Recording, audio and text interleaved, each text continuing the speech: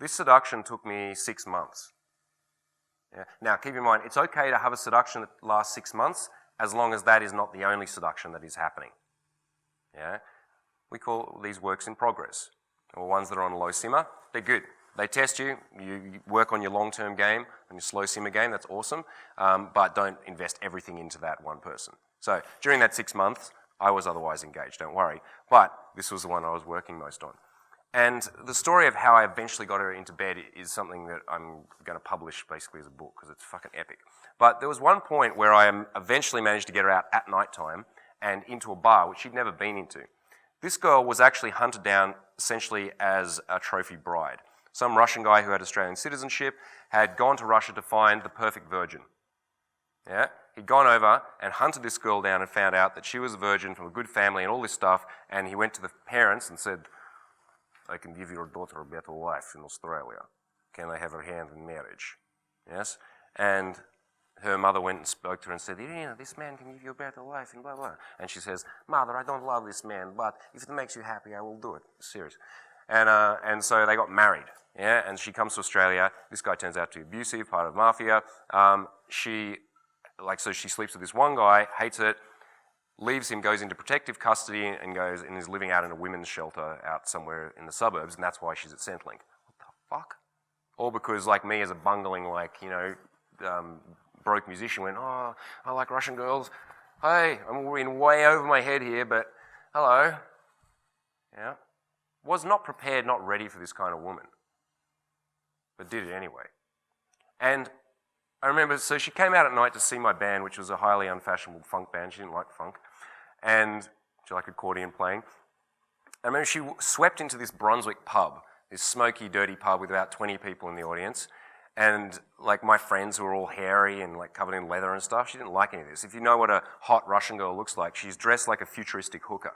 Yeah, so she has like white boots up to here and high heels and leopard print skirt and like panda fur wrap. Yes, pander means you are rich if you can kill pander. And she's dressed like this and strides in and everyone looks at me and they're like, what? She's way too good for you and those are weird boots. And she walks up to me and she looks me up and down and I'm wearing the same thing I always wear. And she just looks at my shoes and she says, you wear same shoes in club as on street. And I'm like, yeah, that's my style. To her, I was nothing in terms of an expression of an attractive or successful male. Yeah? I was not what she was looking for. And yet, begrudgingly, she let me seduce her over time.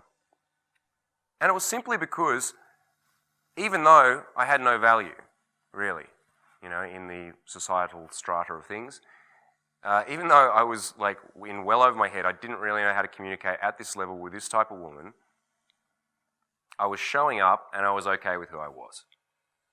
Yeah? I had $20 Feiyu Kung Fu shoes because they were comfortable and made me ready for action. Yeah? And I had a shitty band and all this stuff, and I was obviously unemployed. She knew this from the very beginning, and yet this woman eventually became my lover. That question I asked at the beginning, has anyone got any answers?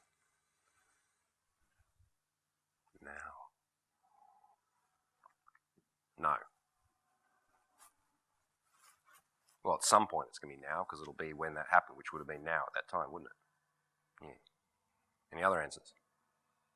When can you change your behaviour and make a breakthrough?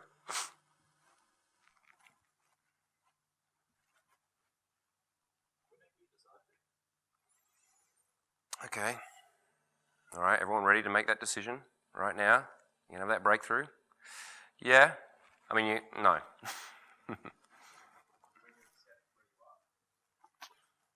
No. That's a good thing about asking a question is you get to be the adjudicator on what the correct answer is. Like, no, they're like, no, that's the correct answer. I'm on stage. No. Well, I'll give you my opinion. Okay, let's take an abusive husband. He slaps his wife around when he gets angry and gets drunk. Yeah? And then the next day, he wakes up and he goes, oh shit, what have I done? And he goes and tells his wife, I'm sorry, baby. I love you and I'll never do that again. Yeah. Is he going to do it again? Right. Of course he is. Because post the event, you cannot change a behaviour. Prior to an event, you can prepare for, but you can't change a behaviour. That's what you guys are doing over this weekend. You are preparing for events. Yeah, you are sourcing information and mindsets and inspiration, all this stuff that is giving you some preparation, is clearing up some blind spots, is giving you some tools in preparation for the events. The only time you can really shift a behaviour and have a breakthrough is at the moment when the old behaviour reaches its peak. The only time that guy can stop being abusive to his wife is at that moment when he's going like this. Yeah? Because that's when this reactive behaviour has exhibited itself and is about to follow its course and reach its resolution.